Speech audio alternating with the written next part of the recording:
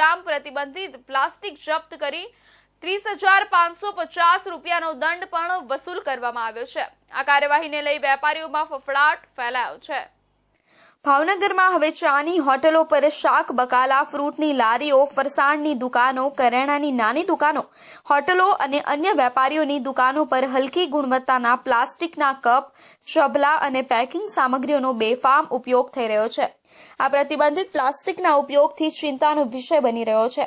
પ્રતિબંધિત પ્લાસ્ટિકના ચબલાનો ઉપયોગ કરવાથી માત્ર પર્યાવરણને નુકસાન નથી થતું, પરંતુ આ પ્લાસ્ટિકના મનુષ્યના સ્વાસ્થ્ય માટે પણ ખતરો બની શકે છે। હલકી ગુણવત્તાનું પ્લાસ્ટિક શરીર માટે ખૂબ ખતરનાક છે અને તે કેન્સર, હૃદયની બીમારીઓ, ફેફસા અને લીવર જેવી ગંભીર બીમારીઓનું કારણ બની શકે છે।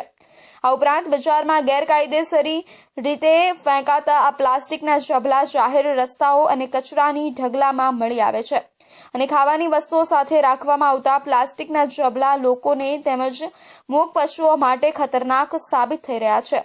ઘણીવાર મૂક પશુઓ આ પ્લાસ્ટિકને ખાય છે, જેના પરિણામે તેમના મોત થાય છે। આ બધા પરિસ્થિતિ વચ્ચે ભાવનગર મહાનગરપાલિકા દ્વારા ચલાવાયેલી પ્લાસ્ટિક ડ્રાઈવ છતાં શહેરમાં પ્રતિબંધિત પ્લાસ્ટિકનો ઉપયોગ યથાવત રહ્યો છે। તાજેતરમાં 65 વ્યક્તિઓને પ્રતિબંધિત પ્લાસ્ટિકનો ઉપયોગ કરતા ઝડપાયા છે। આ 65 વ્યક્તિઓ પાસેથી કુલ 47.700 કિલોગ્રામ પ્રતિબંધિત પ્લાસ્ટિક જપ્ત કરવામાં આવ્યું છે। તે જ સમયે આ 65 વેપારીઓને 30,550 રૂપિયાનો દંડ પણ વસૂલ કરવામાં આવ્યો છે। મહાનગરપાલિકાની ટીમ દ્વારા આ કાર્યવાહી કરતા વેપારીઓમાં ભારે ખલબલ મચી ગઈ છે।